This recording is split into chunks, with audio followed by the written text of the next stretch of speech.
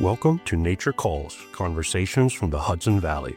Our team's goal is to present science-based information about gardening and all things nature in New York's Hudson Valley. Our hosts are Master Gardener volunteers for the Cornell Cooperative Extension of Columbia and Greene counties, midpoint along the Hudson River Valley. So if you're interested in gardening or nature or just nuggets of information about what's happening outside your door, listen in and enjoy the conversation. Whatever the season, we'll always have something to talk about.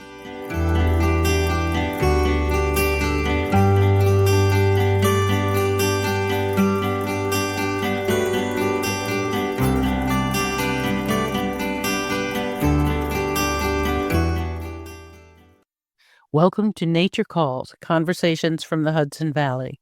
The next 3 episodes are composed of a series of previously aired short segments on the subject of language called It's All Greek to Me. Each segment addresses a different language issue. Starting with the terrifying use of Latin for everything, we cover such topics as origins of names in translation, how different languages sneaked in, and the presenter's hatred of jargon and acronyms.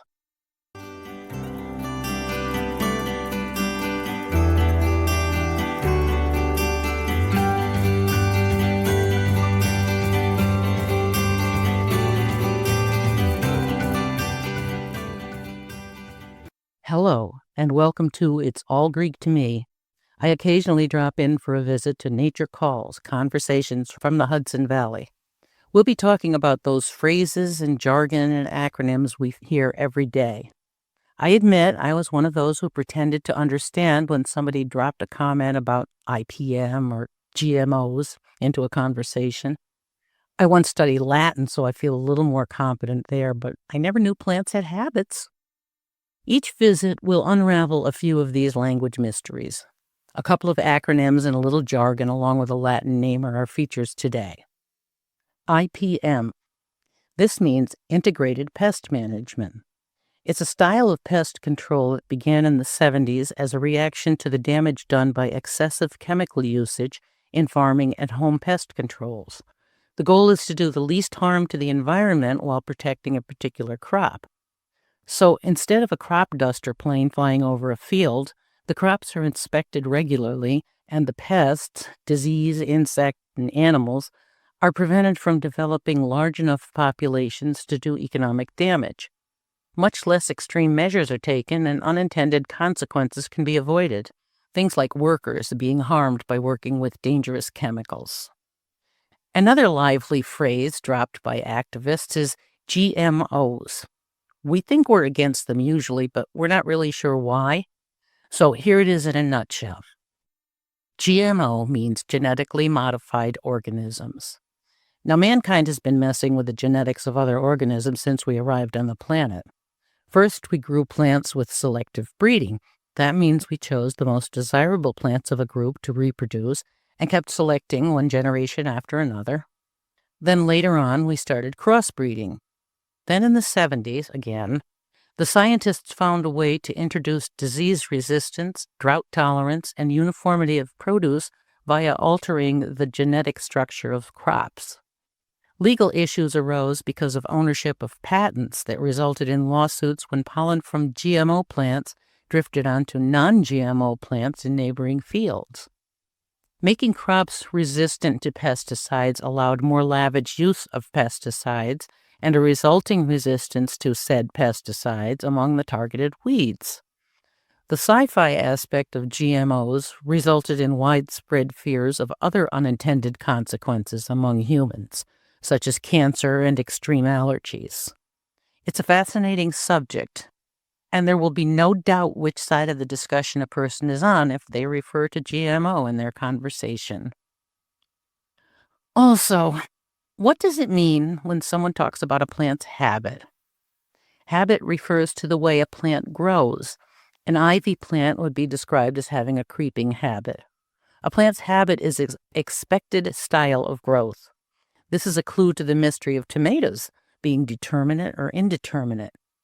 You know how when you go to buy tomatoes, either plants or seeds, there's the description about the plant telling if it's determinate or not?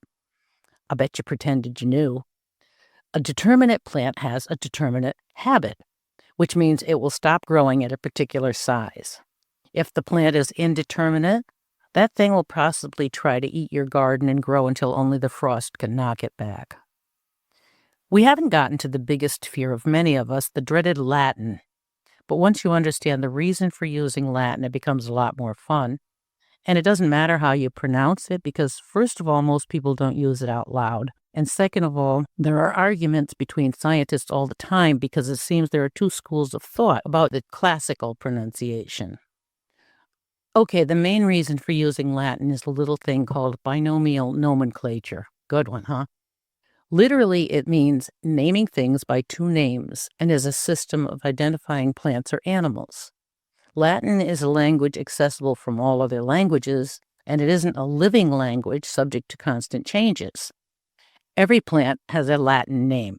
For example, a maple is a member of the genus Acer, which is Latin for hard in reference to hardwood. The second name gives you the species it belongs to. It might be saccharum, which is sugar, or rubrum, which is red. There are many different maples, but once you know a botanical formal name, you have a lot of descriptive material available. Talk to you next month.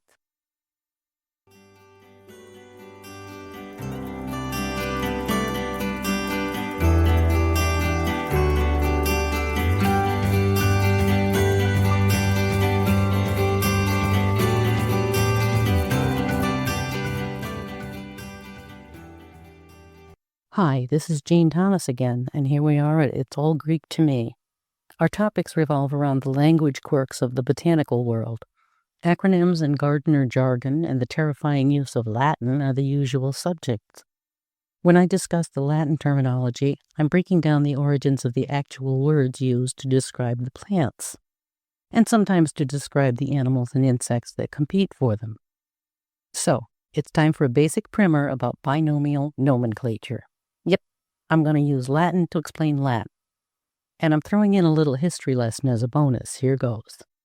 According to Britannica.com, Carl Linnaeus lived from 1707 to 1778, so that included most of the 18th century.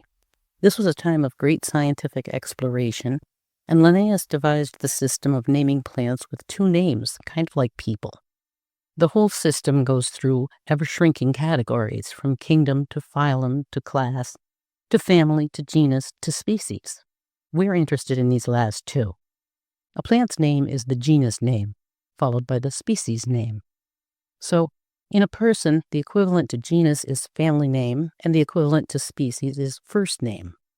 If a plant is called Rosa rugosa, it's the equivalent to a person's name of Smith, John. Of course, it can get more detailed, too. There are the names of varieties and hybrids. These are usually the result of human tinkering.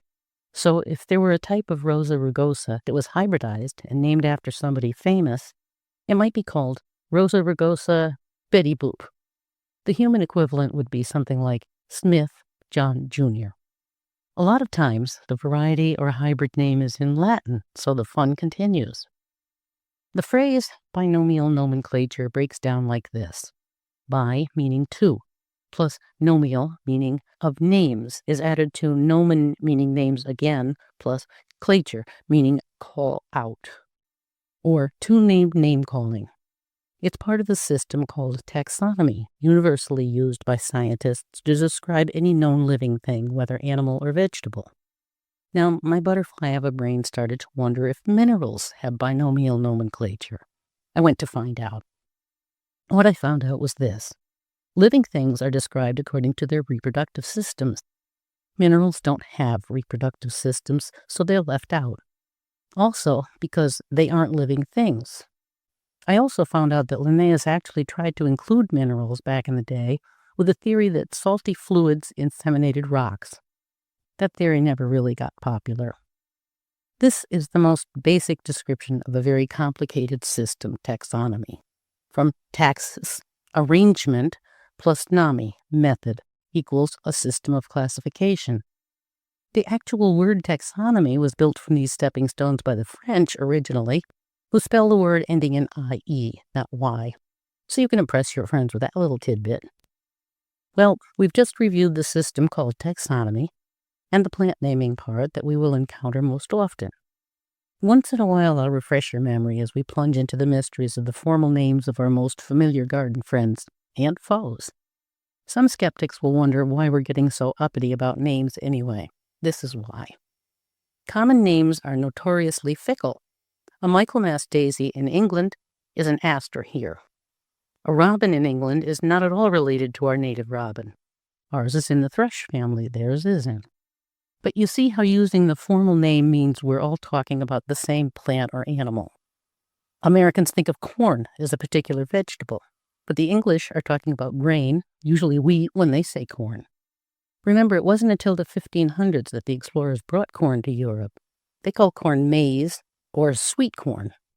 So if I say Zea maize, I mean plants of the genus Zea, borrowing the Greek name for another grain, go figure, and species maize from the indigenous word mahia.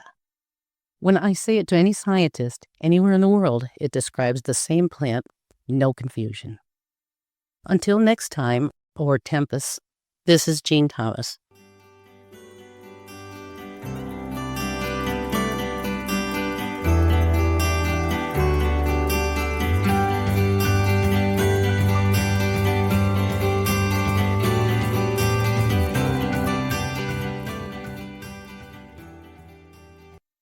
This is another segment of It's All Greek to Me, a look at the world of Latin, jargon, and acronyms in gardening.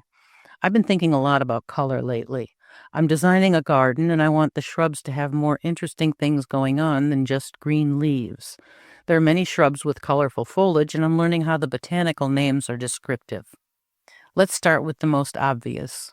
We all know there are red maples. Acer rubrum means red maple, but this maple only turns red in the fall. Sometimes there's a red tint to new leaves, but that's the extent of it. If you're looking for a maple that stays red the whole growing season, you can choose the equally famous Japanese maple, Acer palmatum. The word palmatum is from the root word for palm, a description of the leaf being shaped like a hand. No mention of color in the botanical name at all, go figure. However, most often the variety name can be descriptive, as in Acer palmatum atropurpureum, bloodgood, which is a deep purple red. The word atropurpureum breaks down into atro, a form of the Latin ater, meaning black, and purpura, or literally black purple. Red has lots of names in the plant world.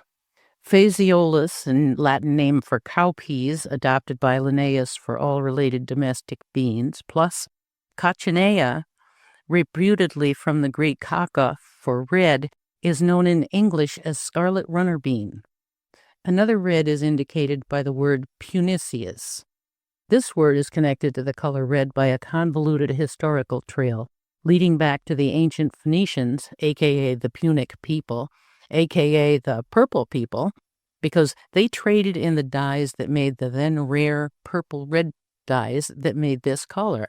So there's an aster, formerly known as Aster puniceus, native to the eastern part of the U.S., and named after its reddish-purple stems.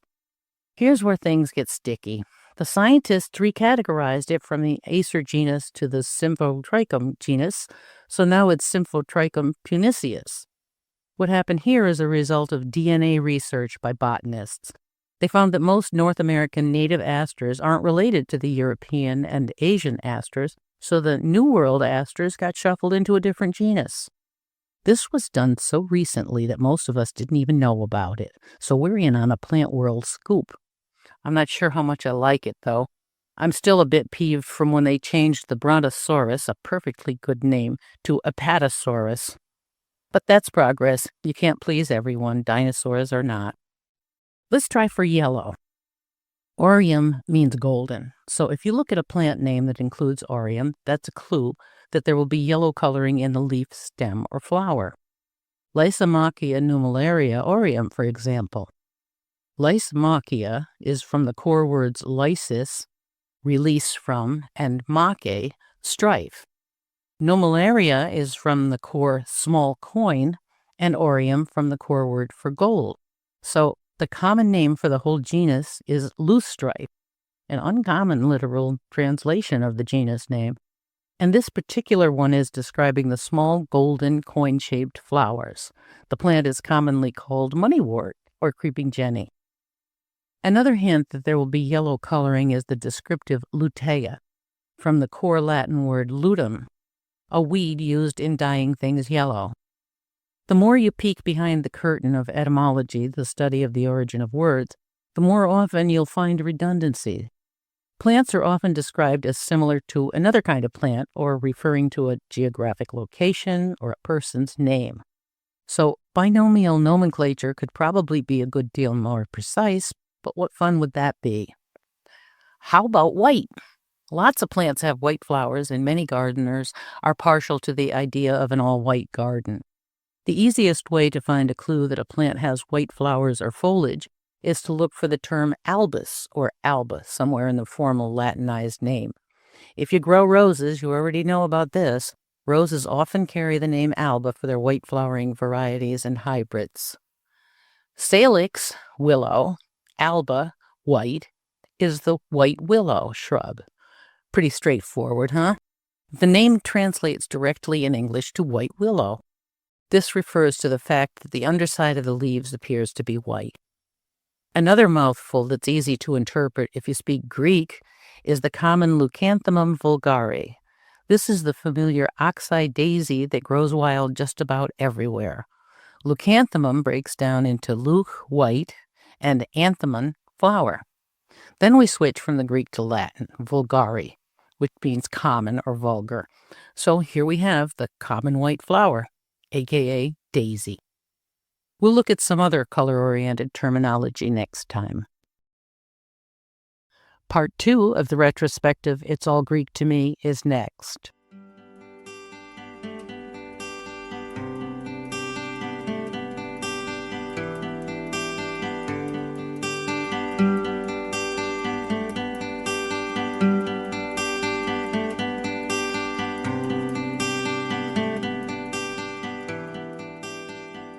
That concludes another episode of Nature Calls, Conversations from the Hudson Valley. We would like to thank Xandra Powers and Devin Connolly from the Cornell Cooperative Extension of Columbia and Greene Counties for production support. And a special thanks to our listeners for joining us on this episode of Nature Calls, Conversations from the Hudson Valley. You can find links to any of the topics mentioned in this episode at our website at ccecolumbiagreen.org. Comments and suggestions for future topics may be directed to us at columbiagreenmgv@cornell.edu or on the CCE Master Gardener Volunteers of Columbia and Greene Facebook page. For more information about CCE of Columbia and Greene, visit our website or visit in person during business hours at our campuses in Hudson or Acra. Cornell Cooperative Extension provides equal program and employment opportunities in accordance with applicable laws.